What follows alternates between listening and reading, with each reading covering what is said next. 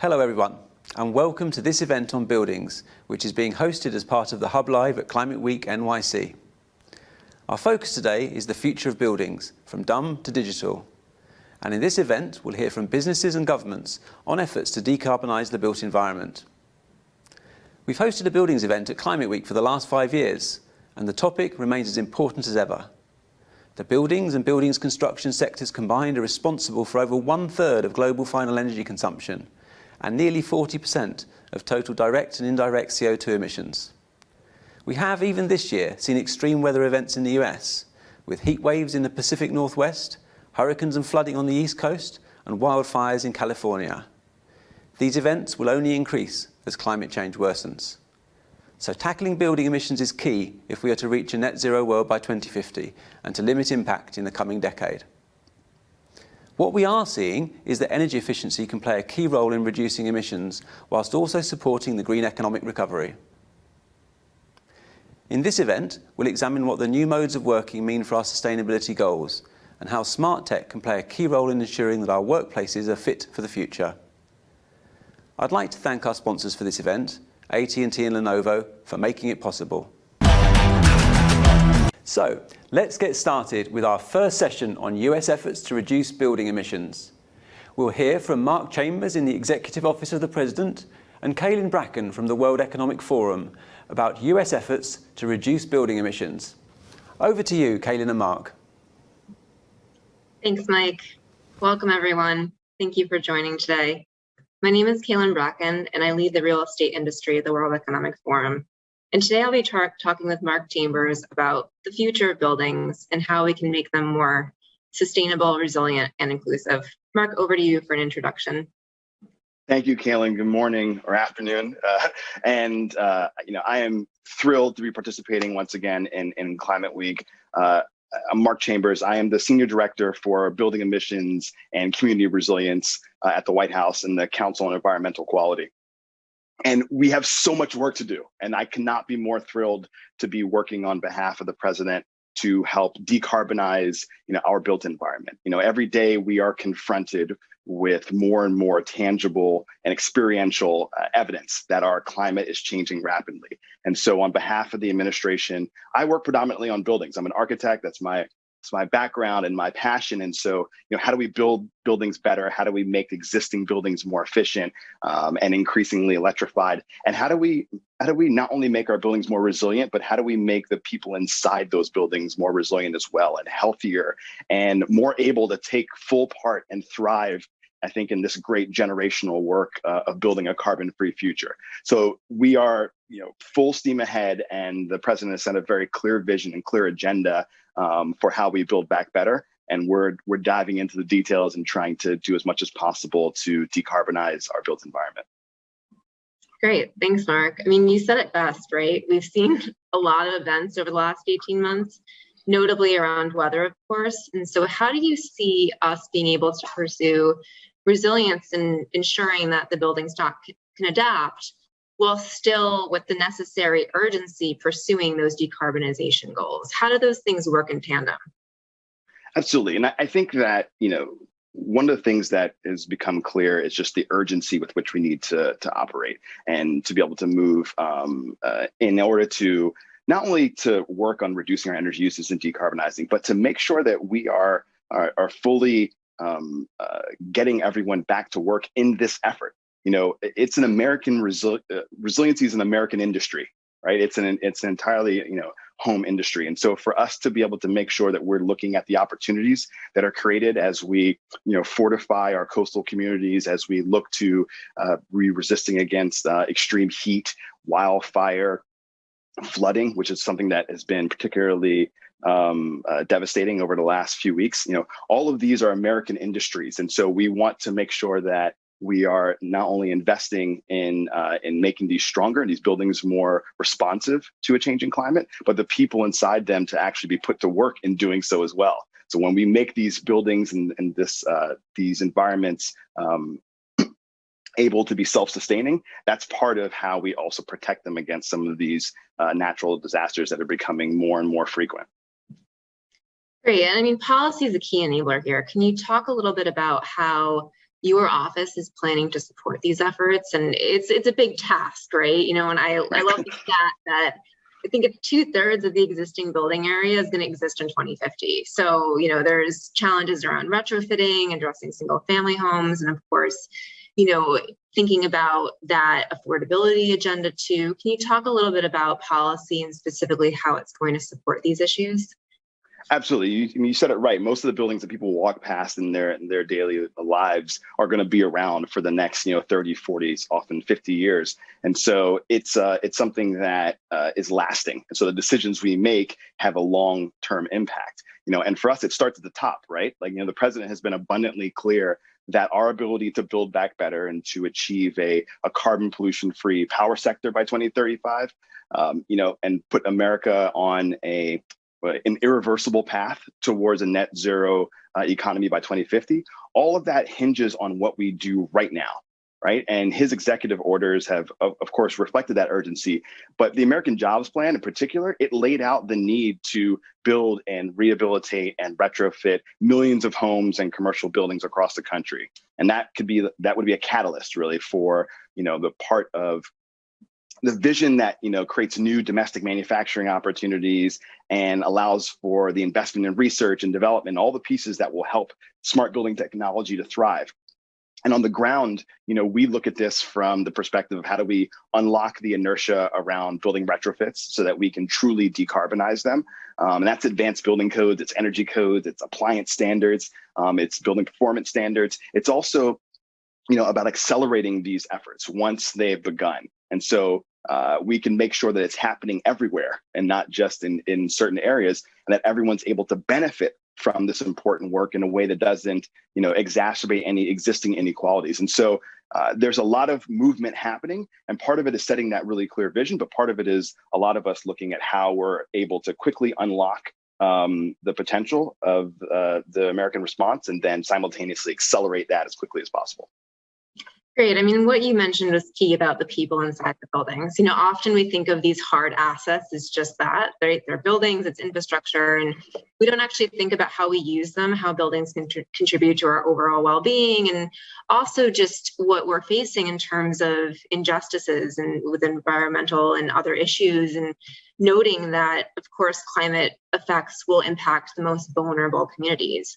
So what in particular would you want the audience to think about in terms of how these efforts can preserve some environmental justice and accelerate action in that area?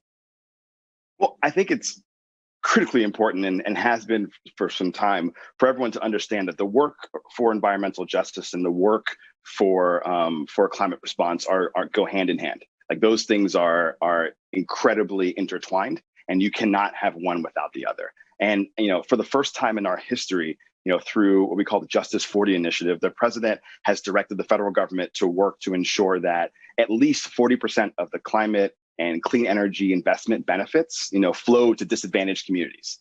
And that's across the reach of the entire federal government, not just for buildings, but it sets a very clear agenda and priority for social and environmental justice. It's not just an add-on. And so as we look at the work to decarbonize our buildings, and we look at some of the existing built environment concerns that have happened, especially in a lot of our dense urban environments, it's important to make sure that we know that the only way in order for us to make it through is together. We need to grow the tent of those that are both included and those that are thriving as a result of this work. And so I think it's critically important to make sure that we put environmental justice on the forefront, but also make sure that we are allowing for as many people as possible to not only tell their stories, but to be included fundamentally and upfront in participating and benefiting from this work. Great. And I mean, has COVID set us back in these efforts? I mean, obviously, there's been a lot of pressure on governments, whether it's city level governments or the federal government to respond, and governments have a lot on their plate. How do you see COVID having impacted these efforts? Do you think that there's been an acceleration of focus, or has it set us back in any way? So yes, the pandemic has had and will continue to have the potential to affect this work and all of these goals and make them harder to achieve. And I don't think there's any debate about that. And keep in mind, the pandemic, like a lot of other societal trauma, has and continues to disproportionately impact women, people of color, low-income communities, and vulnerable populations more so. And so it's by no means an easy hill to climb. And so the question I think that those of us in the policy space, in design, engineering, construction, as well as I think academia and in the kind of labor and trades, the question we have to ask ourselves is if we're going to use this moment as a catalyst, that involves the training and retraining of workers for climate jobs of a decarbonized and a more resilient economy. And that's why I think the jobs plan that the president set out is so critical, because the scale of what's being considered now under the bipartisan infrastructure bill, like that is based on the president's framework. That's why it's so significant, is because we have such a tough hill to climb, and the challenge in front of us is so significant, so large. So I think there's an opportunity where the vision and the scale of investment in America can meet this moment and give more Americans the ability to participate fully in this changing like work patterns and decarbonization jobs that are coming and that will be abundant now and in the near term future. I mean, so much of what you said is so critical. If there was one piece that you would like the audience to walk away with today, what is that?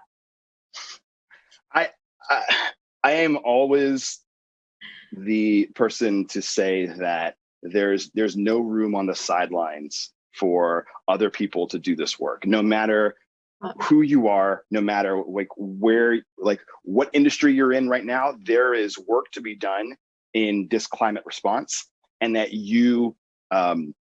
there's a role for you to play in looking at how you are going to fundamentally use your position to help us kind of decarbonize our economy. And so I think it's just critical that everyone look internally and make sure that they are doing everything within their power to not only personally move in this direction, but to unlock the power of others to do so. So now is the time for us to grow the tent. And I think everyone needs to take that as a personal challenge and a personal responsibility. Great. I couldn't agree more, Mark. And I think we could talk for a lot longer than the time we've been allotted today. So I want to thank you, and I want to thank our audience. And I'm going to hand back to Mike to close out the session. Thanks. Yep. Well, thanks so much, Kaylin and Mark, for your insight, action, and commitment on this agenda.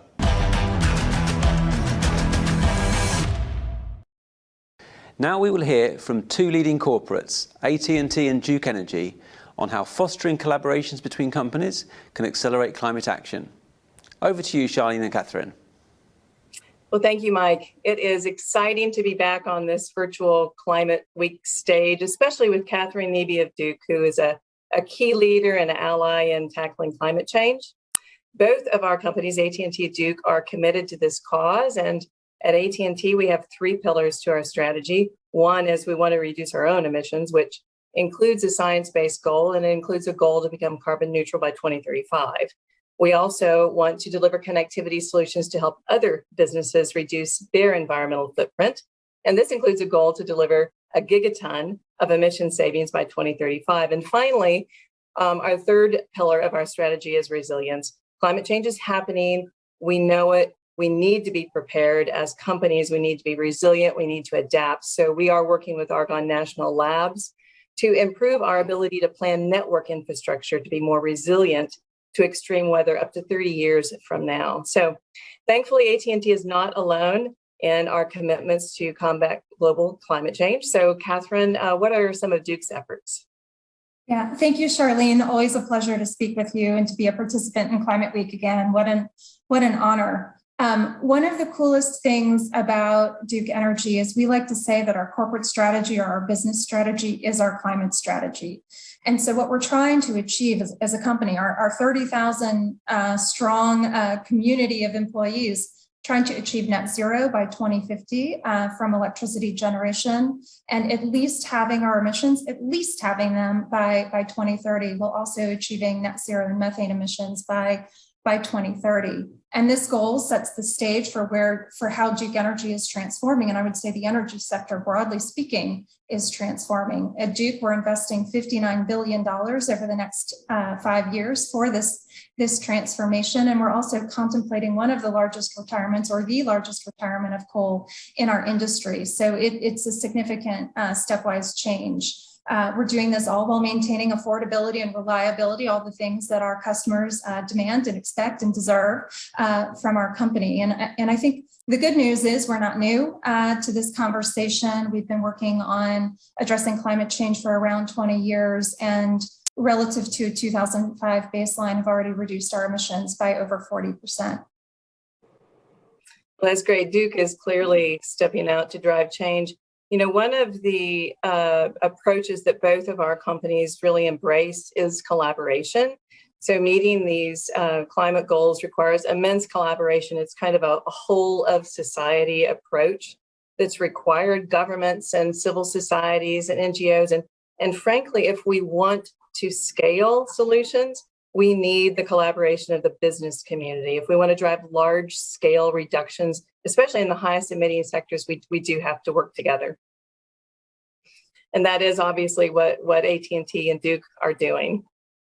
Yeah, I don't have to tell you, Charlene, you've been working in this field as well, but we're talking about a societal issue, systems challenge. I mean, issues at just such significant scale that the only way forward, the only way we're going to make the meaningful impact that we need is through collaboration. We've got to work together and understand each other's perspectives, our unique capabilities and our insight to figure out what is the challenge, where can we uniquely intervene, and how do we drive the kind of impact, the positive impact that we all hope. The built environment is a great example where collaboration is really, really needed. It currently is around 40% of total electricity energy consumption in the US. And so it's going to take all of us working together on things like energy efficiency and renewable energy to help drive down the greenhouse gas emissions associated with the sector. And I don't have to tell you, we've already got some good work underway. We have a project, Frontier Wind Power 2, that is already moving. And so I think we're just going to be building on these moments, these vignettes of collaboration and success to even greater heights.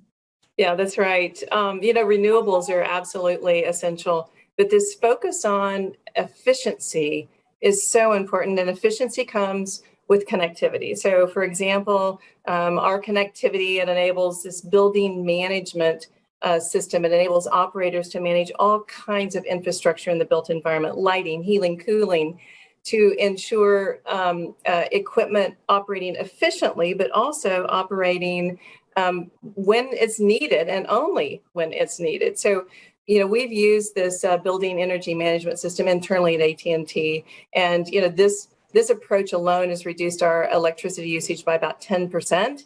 That's saved millions of dollars every year. It's reduced emissions, the equivalent of taking 1,000 cars off the road each year. Now, that's just one example of the power of connectivity for the built environment, but there are more examples. And frankly, the possibilities are limitless in the built environment and beyond. And that's one of the reasons why AT&T set the gigaton emission savings goal for our customers, but it's also why we've launched the Connected Climate Initiative. Now, as you know, Catherine, because you're a partner in this, it's a collaborative that's bringing together AT&T business customers like Duke, leading tech companies, nonprofits, universities. And the idea is to identify more 5G and other broadband-enabled climate solutions and to expand the power and the reach of this technology to reduce overall emissions. So we intend to be curating best practices and exploring new product ideas and use cases and scaling innovations of startups.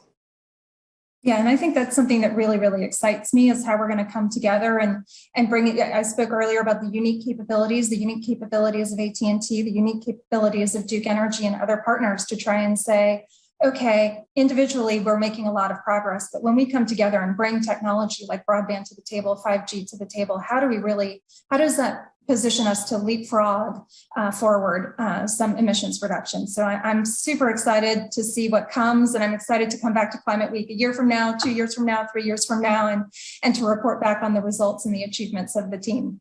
Indeed, I look forward to that. Making the transition from setting a goal actually developing a plan for how to achieve the goal is a big challenge. And we know from talking to our business customers that there is a need for more solutions, more solutions to help support their goals to reduce emissions and meet their sustainability goals, especially solutions that are ready for implementation now. That's a goal that we want to help fill with the existing suite of climate solutions, but also the work of the Connected Climate initiatives. Catherine, I know you're seeing some challenges as well. Do you see those same issues?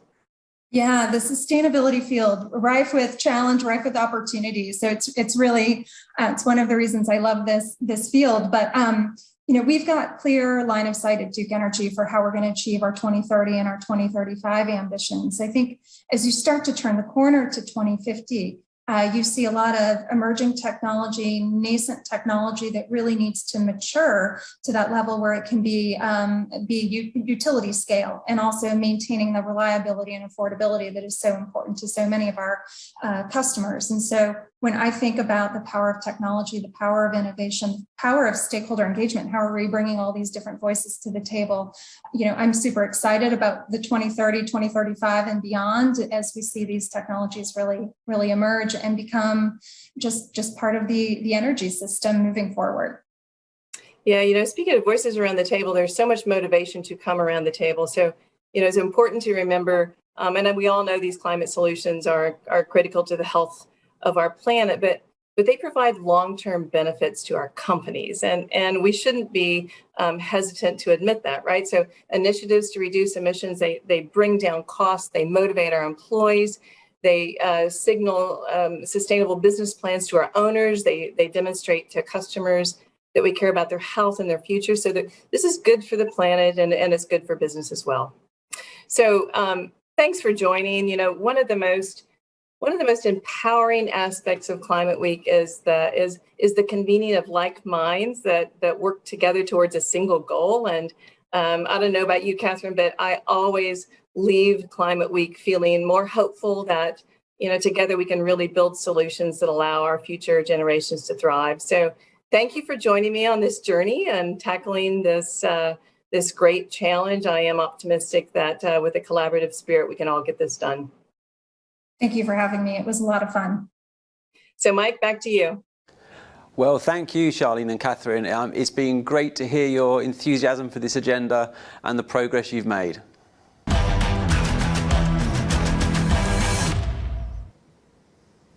We're delighted to have one of our Under 2 Coalition members, Western Cape of South Africa, in conversation with Doug Lawrence, Managing Principal of 5 Stone Green Capital, and who also sits on the US Board for Climate Group. Western Cape is already experiencing the effects of climate change, with droughts and heat waves now a regular occurrence. Premier Windy will discuss some of the issues facing the state and their efforts to tackle climate change. I'll pass over now to Doug Lawrence, who will introduce the session. Good morning, everyone. We're going to have a lively session with Premier Windy about the built environment and how the public and private sectors can manage to arrest climate change. So thank you for joining us this morning. Premier Windy, please describe the Western Cape. Tell us all about it. Hi, Doug. Thank you very much. And it's a really amazing opportunity to be with you today. The Western Cape. Where's the Western Cape? Well, it's at the southern tip of Africa. We're one of 9 provinces in South Africa, and we're the most southern province. We have both the Indian and the Atlantic Ocean, one on each side of that province, and it joins sort of in the middle. That creates its own climate just by having those 2 oceans. But of course, that climate is changing. I suppose the size of our province, we're 7 million people strong. We're probably 50,000 square miles, so probably similar size to Mississippi or Pennsylvania. So that gives you a kind of idea where tourism and financial services is one part of the economy, and the other part of the economy is agriculture. We've got a lot of wide open spaces, lots of rural areas, agricultural areas. And then, of course, we've got the city of Cape Town. That's where the majority of the population lives. And so, it's one of the most amazing places in the world to live. And of course, it's a place that we've really got to look after. And climate change is coming at us. Well, talk a bit more about how modern Western Cape is and why that means you're absorbing so much electricity and water. Yeah, well, I mean, as a province and this part of Africa, we are absolutely impacted by climate change. We've got the West Coast, which is just getting drier and drier and drier. Our climate is changing. It's affecting our main sort of job industries, being tourism and agriculture. Both of them are affected by this. As you heard from the introduction, I mean, we're suffering fires in one year, and the next thing we're having floods in the next year. We're having droughts. It really is. It has over the last while been really impacting us quite severely, affecting jobs quite dramatically. So yeah, we've got to make sure that as a government, we are focusing on getting behavior change right and putting all sorts of mitigating measures in place so that we really minimize the impact of climate change on us as the southern tip of Africa. Well, you're describing an environment that sounds like a condensed version of the United States, that we have actually, you're 7,400 miles away from New York City, but you're 2,300 miles away from Antarctica, which means the distance from New York to Sacramento, California is about the same as Cape Town to Antarctica. You've got every piece of weather change, from fires to drought to heavy winds and rainstorms that the US has. How are you dealing with that? Well, absolutely. And it has been, you know, our scientists and our climatologists, and they've been working on this for many, many years, knowing that because we are this condensed sort of mini version of what's happening in the States, what is happening is that we're seeing the full impact of climate change. We've been seeing it over the last few years. We went at one stage from a 1 in 100 years or a lifetime drought where we really had to jump in and get behavioral change right. So we were using, just in the city of Cape Town, 1.5 billion liters of water a day. We had to reduce that right down to 50 liters of water per day per person, or we halved it. So 700 million liters a day. And that was 4 years ago. And amazing, our population has been growing, but we're still using the same amount of water. So we got the behavior change right in mitigating, because we know that our dams might be full this year, but within 2 or 3 years, we could be right back again. That effect is just so drastic and changes so quickly in this region. Well, let's talk about that. Let's elaborate on that a bit, because you're bringing technology to bear, and you have a public versus private sector management issue, don't you? How are you handling the demand for water in your ag sector, the demand for water in your growing population sector, and reducing that at the same time, keeping everybody happy and healthy? Yeah, so of course we've had to join, you know, other nations and globally sort of say that we are committing to making sure that we're reducing our own carbon footprint, but we've also had to go even further than just those commitments. And as a government, we've, in the agricultural sector, we've had to set up policies. We call it smart agri. We've been measuring now for a few years from satellites what your water consumption is, so we can measure right down to any of those agricultural commodities, be they apples, pears, wine, grapes. We can manage the volume of water you're using, your biomass. We do that through drone technology, through satellite technology, right to the built environment, where we're changing development planning rules, where we're making sure that when you're building, you've got to have solar power embedded, you've got to have water tank harvesting or water harvesting mechanisms. We're really looking at a whole suite of regulatory environment. And then we've also implemented what I call Green Cape. It's a non-governmental body that we've put to place to enable both the private sector and the public sector to bring about change in our system. And so we're now focusing on green jobs, a special economic zone for green manufacture. We really are pulling in wherever we can. And I think a big issue for us as South Africa is that we're very reliant on coal power for our energy. So in the southern tip, or the southern part, we really are looking at green energy. So it's from solar to wind. There are a lot of solar and wind investments happening at the moment to make us resilient for the future as an investment destination, as a tourism destination, but also as an export destination. We're exporting so much of our product as well. You got beautiful wine country, wonderful wines.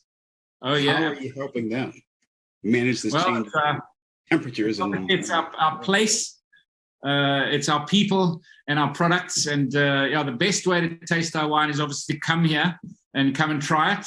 I'm ready. If you can't, you can always go to your local supermarket and just get a flavor of the Cape, just as a teaser, so that it entices you to book your next ticket to come.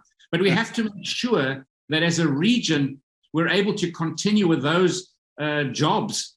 Also, we come from Africa. We really have got a lot of work to do with reducing our unemployment rates. We've got very sort of divided society of haves and have-nots.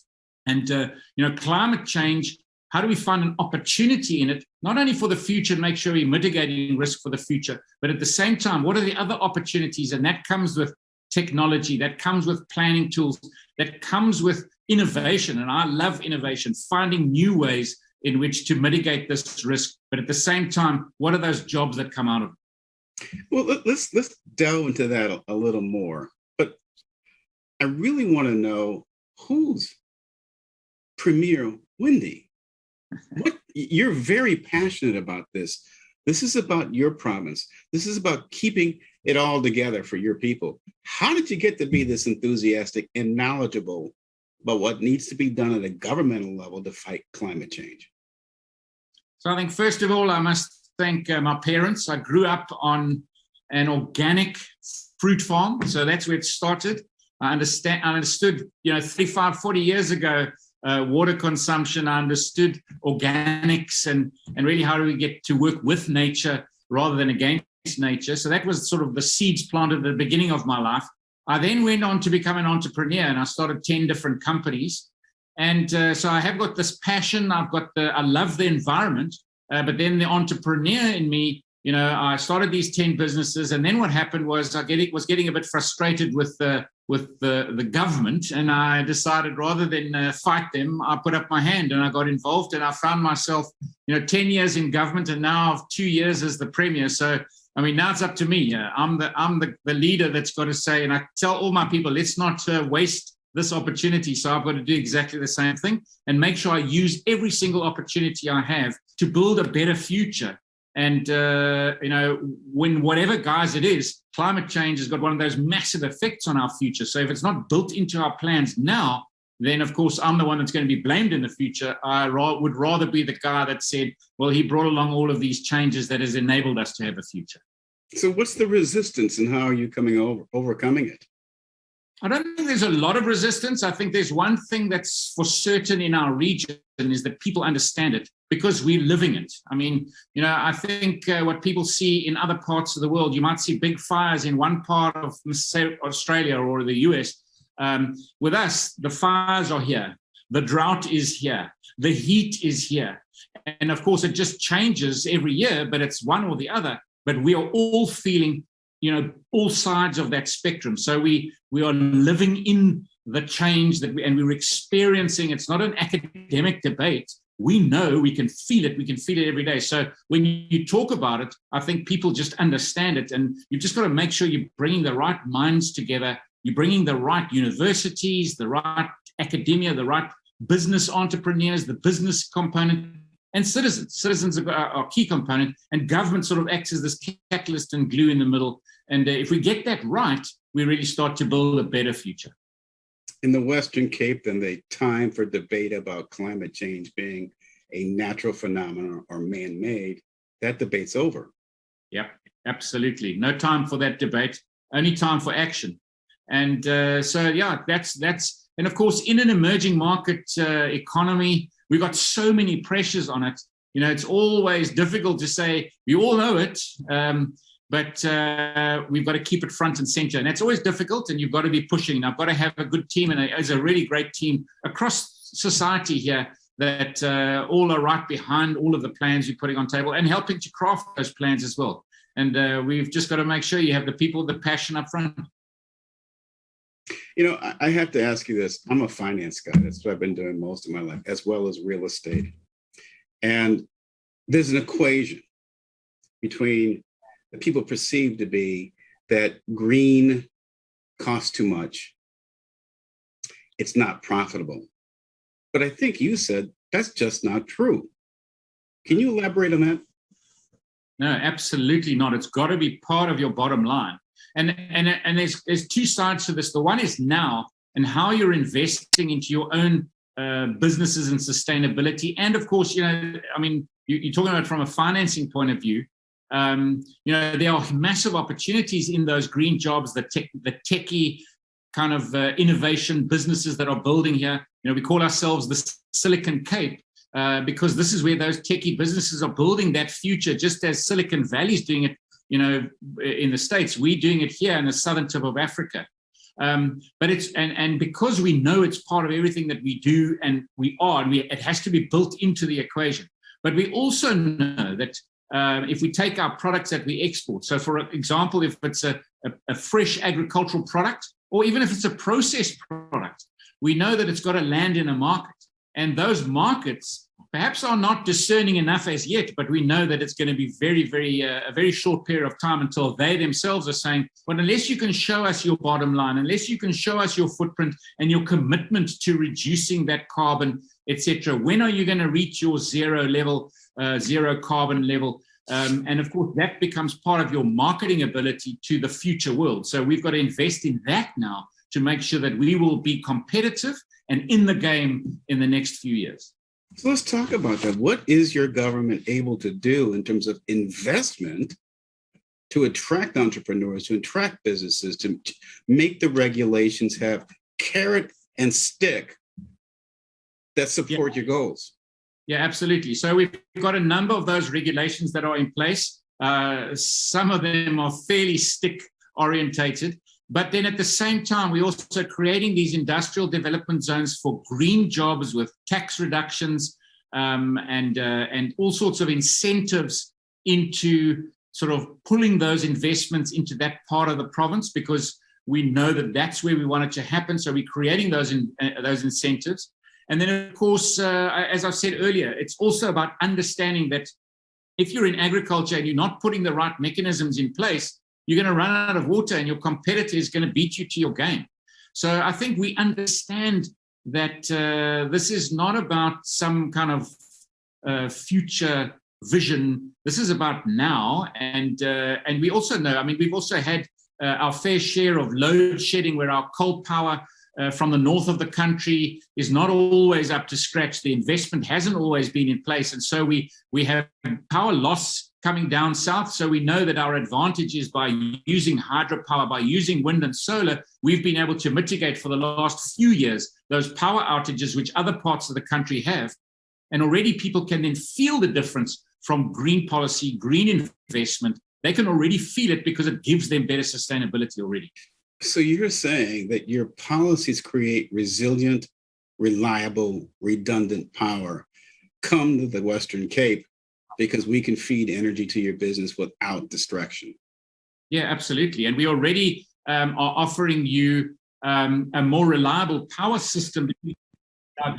The diversification gives you that reliability when everything else is reliant on one sole coal-powered industry, where here we've given you a choice of various power sources and you can mix and match as you need. And of course, that diversity gives us competition. It gives us resilience. Well, that's a great summary of the benefits of going green. Give me one thing that you want to tell the rest of the world, that how they can follow the Western Cape, be better, because we have to globalize this effort to fight climate change.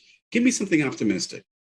Okay, so I don't want to say to you that we want to teach the world. I want to say we want to join the world, and those like-minded countries, those like-minded provinces, regions, and those like-minded leaders to stand together to make sure that we make the difference for our children and our grandchildren.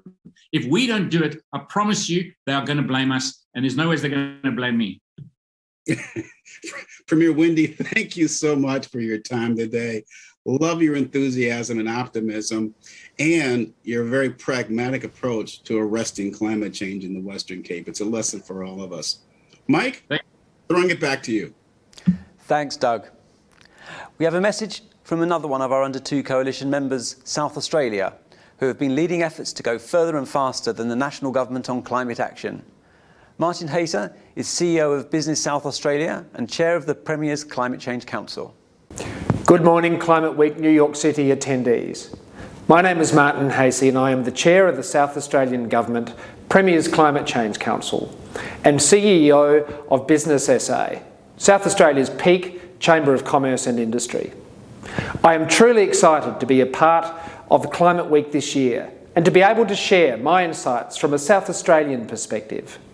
The South Australian Government has set goals to reduce the state's net greenhouse gas emissions by more than 50% by 2030 and to achieve net zero emissions by 2050. The government also has a target to achieve 100% net renewable energy generation by 2030. South Australia has seen a 33% reduction in greenhouse gas emissions from 2005. Almost 60% of our electricity is now generated from renewable sources, mostly solar and wind. By 2025, around 80% of South Australia's electricity could be generated from renewable sources. A remarkable outcome. I've known for a long time now that climate change is not only a threat, but also an opportunity. And I believe in South Australia that we have made a tremendous effort to seize this. The state's renewable energy transition has been fantastic and demonstrated that such action can deliver jobs and investment and improve competitiveness. Our desire is for renewable energy to further leverage low emissions goods and products from green steel and cement, hydrogen, clean technology minerals and batteries. In December 2020, the South Australian Government launched its Climate Change Action Plan 2021 to 2025. Climate smart buildings are a key focus in the action plan, acknowledging that built in urban environments that are climate resilient will support ongoing prosperity and well-being. From a business perspective, efficient buildings are very important and provide a great economic opportunity for our businesses. My role as CEO of Business SA provides me with great insight into this space and the appetite for climate action from within businesses. A survey of Business SA members in 2018 indicated that 67% of respondents are already factoring climate change within their own strategic planning. A number of our members are already engaging in energy efficiency and smart technology measures. In Australia, buildings account for over 50% of all electricity use and almost a quarter of our emissions. The benefits of high-performance buildings are well established for the value of property and the productivity of our workforces. High-performance buildings have the potential to positively impact on workforce productivity. For example, through reductions in absenteeism and increases in employee retention. In addition, according to the World Green Building Council, building owners report that green buildings, whether new or refurbished, attract a 7% increase in asset value over traditional buildings. By being climate smart, our state and businesses can manage risk and drive innovation and jobs in climate change adaptation and low emissions technologies, industries, and also services. I thank you for the great opportunity to present today at this very important event. Thank you. Thank you, Martin. Next up, I would like to welcome Christina Gamboa, CEO of the World Green Building Council. Christina, over to you. Hello, I am Christina Gamboa, the CEO of the World Green Building Council, and I'm really pleased to be moderating this panel session today with three excellent speakers. In this session, we will discuss the challenges and opportunities of decarbonizing our buildings, what the changing modes of working mean for companies' sustainability goals, and how technology can help enable both this and a safe return to workplaces in the light of COVID-19. It is definitely a priority to secure healthy indoor environmental quality in all our built environments, and the way forward involves, for post-pandemic buildings, enhancements to ventilation, filtration, and disinfection systems, which can include a mixture of natural and mechanical strategies. For post-pandemic occupants, this means, of course, becoming more conscious of our behavior and consumption patterns, creating comfortable workspaces that enhance and protect our mental and physical health and well-being, integrating nature for both filtration and comfort purposes. With this, it is my pleasure to invite our three expert panelists to introduce themselves. Let's start with Laura Qualtella. She is the Senior Vice President and Chief Legal Officer at Lenovo. Laura, hello. Hello, Christina. Please tell us about yourself. I am in charge of the global legal group at Lenovo, as well as ESG, ethics and compliance, and other responsibilities. And Lenovo is headquartered in Beijing with offices in Raleigh and then, of course, throughout the world. Fantastic. Thank you very much. Next, we have Mike Sewell. He's the Plan Zero Director at MIDI. Hello, Mike. Hi. Could you please tell us about what you do? Sure. So my role is to develop net zero, low carbon, low energy solutions for customers across all the sectors that we operate. So basically to help everyone, on their journey to net zero and in the UK 2050. Fantastic. Thank you. And last but not least, we have Harry Verhaar. He is the Global Public and Government Affairs Vice President at Signify. Welcome, Harry. Yeah, thank you, Christina. I think, like the other speakers said, that at Signify, so let's say the program that I'm responsible for, we focus on reducing carbon. We moved our company to carbon neutrality last September, but then the main impact is, of course, looking at how can we help our customers in the global interest that we all support. Fantastic. It is a pleasure to have you, all three of you today. So, Laura, please, could you share with us how Lenovo is approaching this new age of hybrid working model? And of course, what role does technology play in helping customers navigate the way forward in a more sustainable way? Sure, Christina. I think it goes without saying that the pandemic has completely upended the way we work, impacting each of us differently. Like most companies, Lenovo is prioritizing the physical and emotional well-being of our employees, our global workforce. We understand that going back to what was is not an option. We'd reconfigured a lot of our own office space before the pandemic to accommodate flexibility and collaboration. We'll continue on this path as our employees return, and our products and services will enable others to do the same. The new normal has not only demonstrated the necessity of smarter technology and the importance of digital interconnectivity, but it's also served as a reminder of the positive environmental impact we can lead. It's no longer enough to just provide our customers with access to technology. We at Lenovo must also serve as responsible stewards of this new digital hybrid world through the products and services we deliver. So while customers rely on our offerings to navigate an ever-changing workplace model, we're continuing to push ourselves to always innovate with environmental sustainability in mind. Among other priorities, Lenovo is committed to the circular economy. For example, by 2025, we're aiming for 100% of PC products to contain post-consumer recycled content materials. In addition, 90% of PC products' plastic packaging and 60% of smartphone packaging will be made from recycled materials. Also, by 2025, Lenovo will have redesigned our PCs so that more than 80% of PC repairs can be performed without having to send the device to a service center, which will save customers time and money and saving good machines from landfills. Another of our targets is to improve the energy efficiency of our desktops and servers by 50% by 2030. Thank you. That's fantastic. And it's really interesting to see how you're weaving in sustainability, deep sustainability, in this future of working. I would like to bring in Mike or Harry, if you have something to add about this future of work. Maybe Harry? Yeah, well, like Laura mentioned, initially also our company had main interest. The first interest was the safety and well-being of our people, of our employees and their families. But then following that, also looking at how can lighting play a role in creating the new normal that now with rising vaccination rates, we hope is within reach, but still will take some time. Fantastic. And Mike, what do you think about the future of work?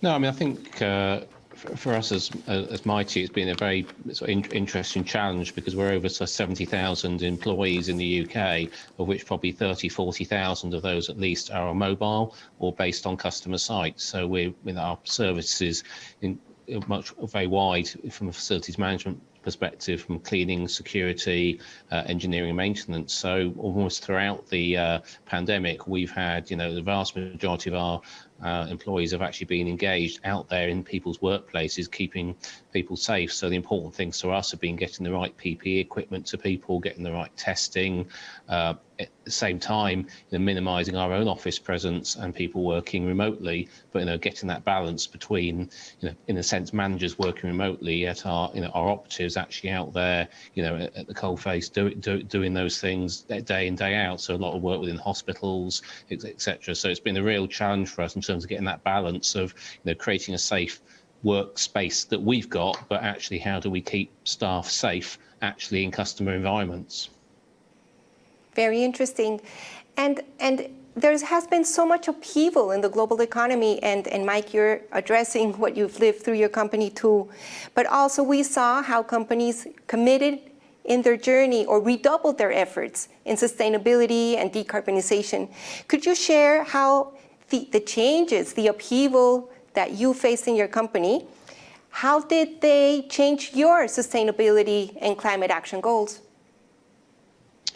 So, we've been quite aggressive in this area because I think what we're very mindful of is that, a big part of what we do is how we help customers operate their buildings, and therefore, we're trying to help them, as my role, to sort of reduce carbon and emissions, but therefore, what are we doing for ourselves? And when we actually analysed, our emissions, it won't surprise you, given what I've just said about how mobile our workforce is, over 90% of our emissions actually sat within our vehicles. So we're currently on a massive programme of adopting EV, and by 2025, about our 6,500 vehicles will all be EV, and then in parallel with that, we are actually reducing to net zero all our 6 key buildings in the UK, which we go through a rationalisation on. So again, the idea being that by 2025 will be Scope 1 and Scope 2 net zero, and then by 2035 for all our supply chain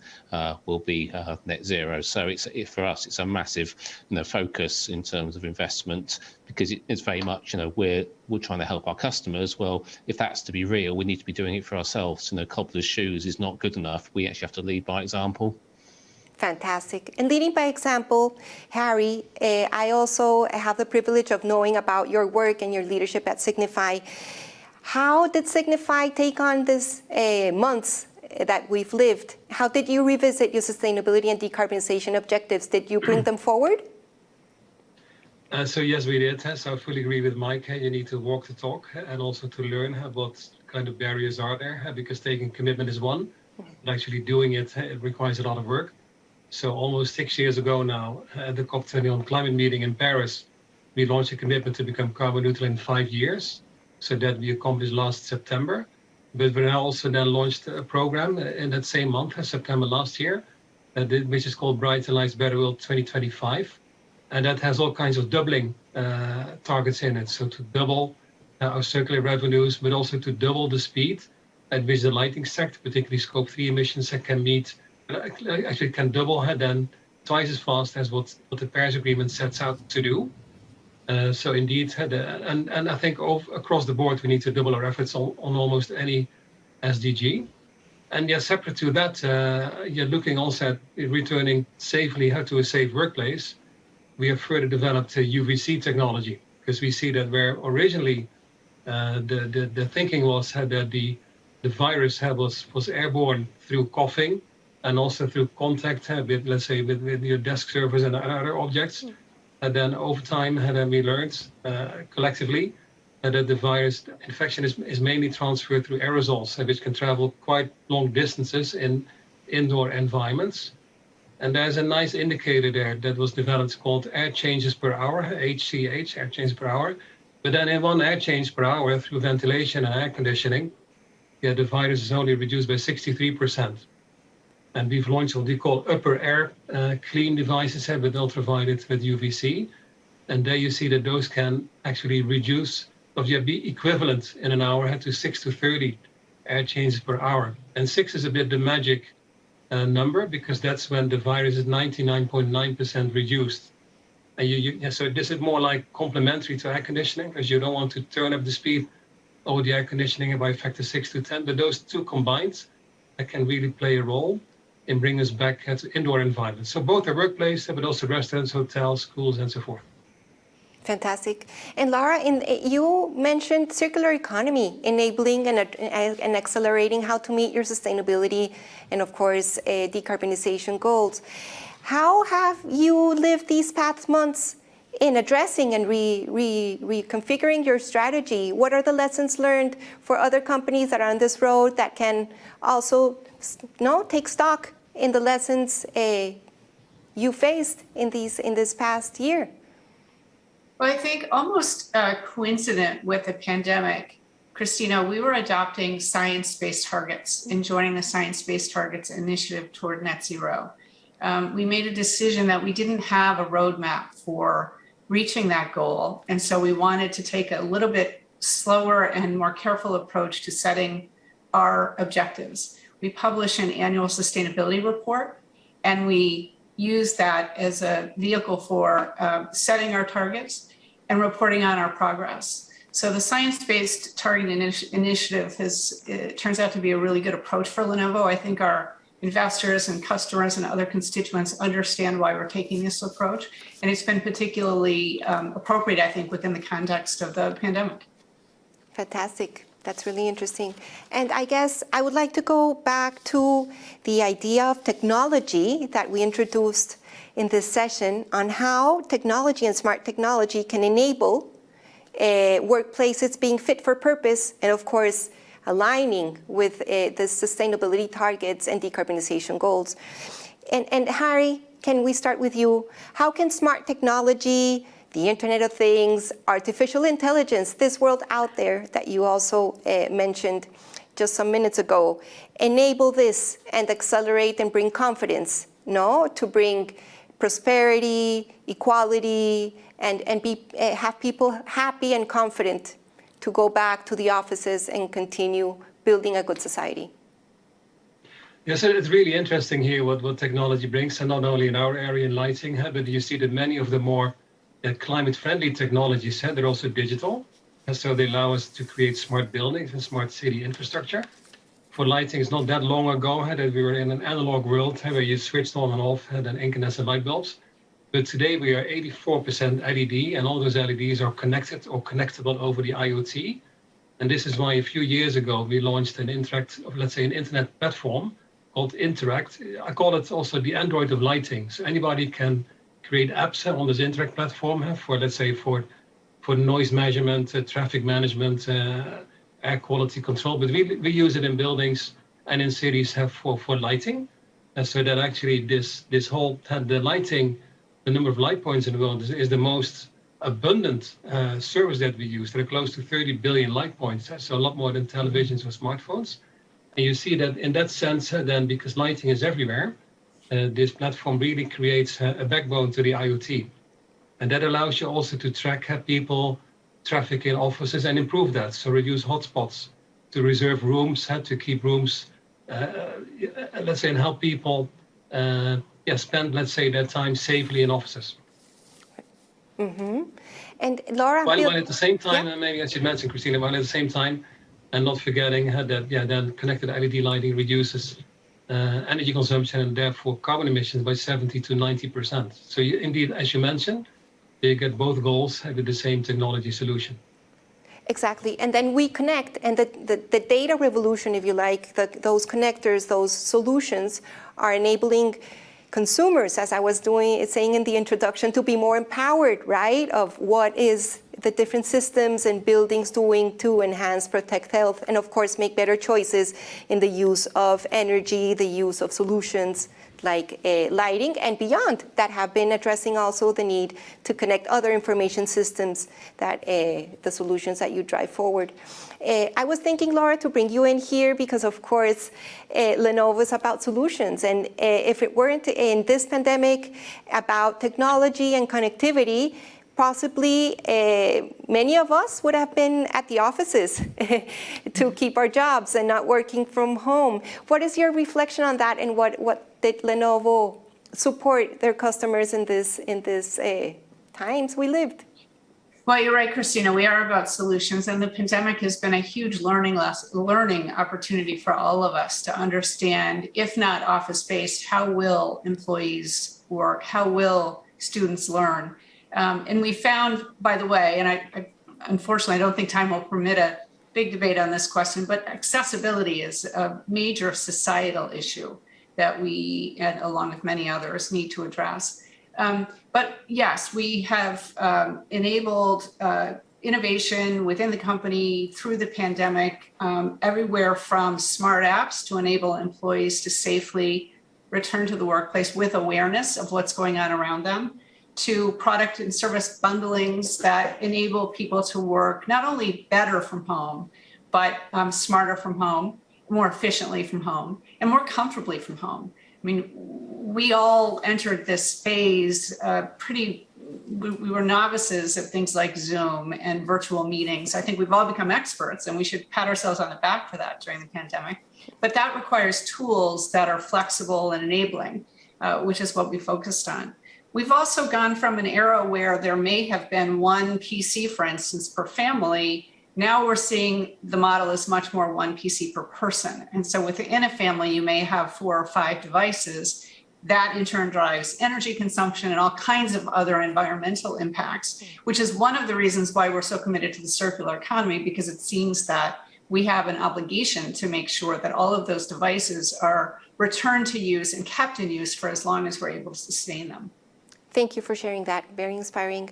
And Mike, in this context, you described also from your company's lessons learned how you adapted.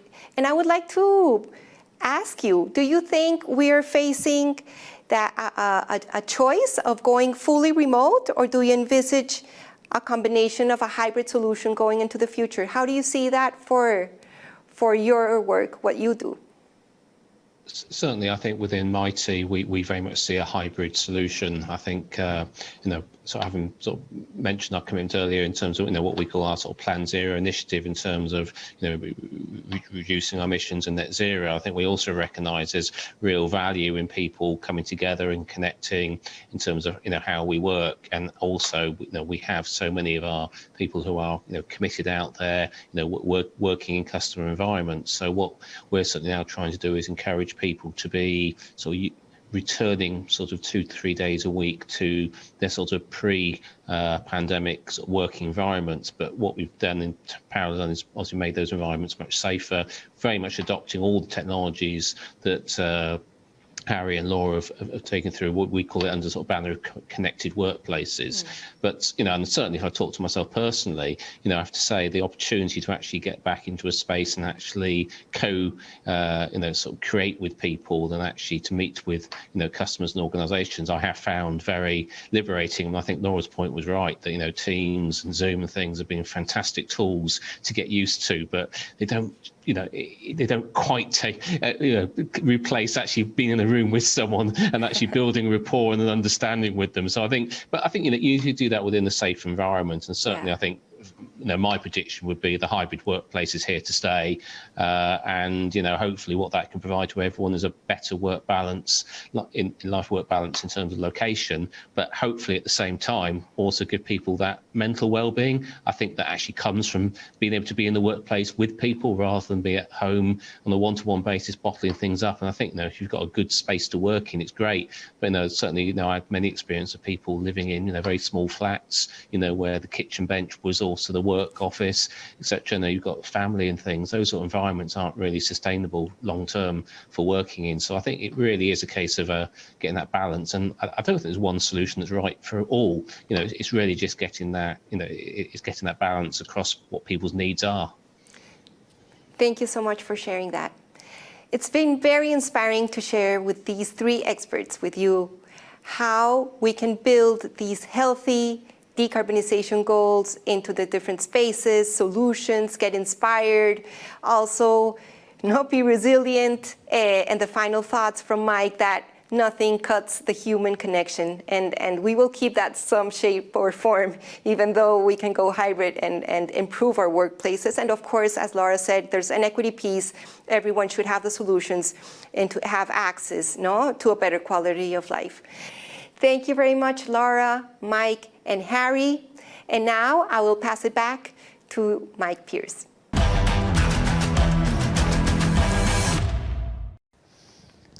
And now a final message from the UK government on the run-up to COP26 happening later this year in Glasgow.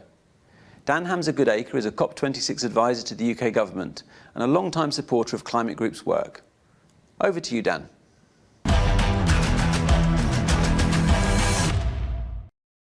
Hi everyone, great to join this discussion on the future of buildings at this New York Climate Week. And once again, thank you very much to the Climate Group for hosting another momentous event to bring everybody together, this time virtually for most people. I'm sure we'll be back in person in future. I'm Dan Hamza-Goodacre, advisor to the COP26 unit, and I've got 3 messages to share today at the close of this discussion to highlight to you the importance of product efficiency in the future of buildings. First message is that the future of buildings absolutely depend on the efficiency of the equipment and the appliances in them, no matter how smart they are, and they can become smarter and more digital in the ways you've covered today, but they will still need appliances and equipment, whether that's lighting, whether that's for thermal comfort, whether that's refrigeration of perishables.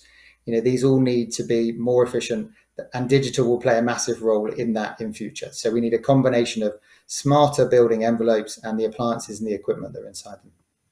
Secondly, we know that the benefits of improving the efficiency of these appliances and this equipment are huge. They're huge, they are proven, and they are accessible. And I want to bring to your attention 2 reports that are coming out very soon. The first is from the International Energy Agency, and it's a global assessment of the historical contribution of standards and labels programs for improving product efficiency.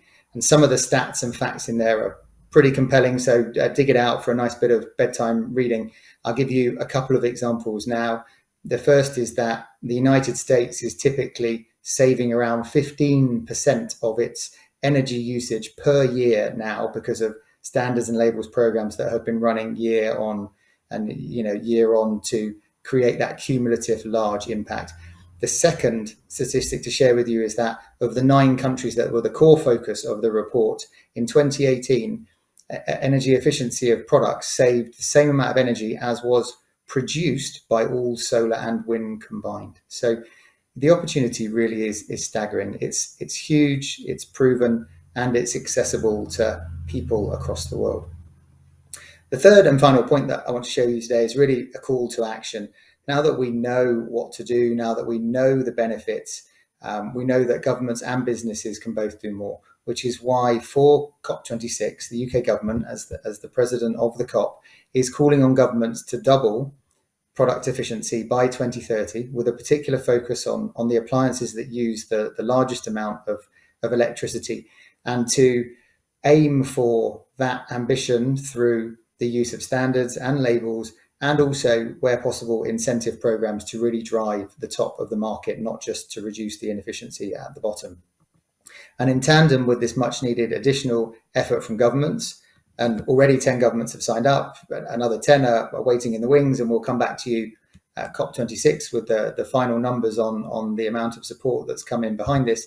In tandem with that, we also, of course, need action from businesses, and businesses will do what they're good at. So we need them to do more of it. They need to be innovating, need to be bringing the cost down for customers, need to be competing and collaborating where they make sense for the businesses. And they can do that very much through EP100, the Climate Group's corporate club on energy productivity, and has a goal of doubling energy productivity. And to achieve that, product efficiency is a key opportunity. So I call on the businesses out there that can make a material difference to product efficiency to be joining EP100 and to be really taking advantage of these benefits and working in tandem with the governments that are making these commitments to double energy productivity.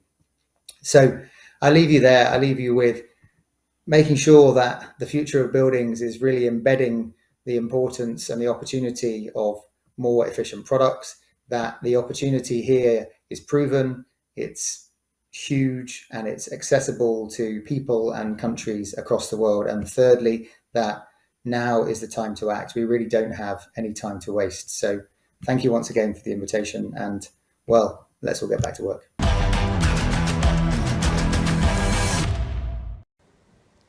Thank you, Dan. And thank you all for attending the event today.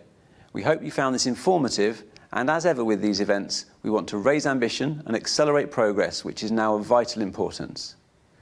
Tackling building emissions is of paramount significance to reach net zero, and there has never been a better time to do this with the Build Back Better agenda and green economic recovery. COVID-19 has shown that we can bring about huge societal changes if required, and we need to start taking this urgency into our climate ambitions.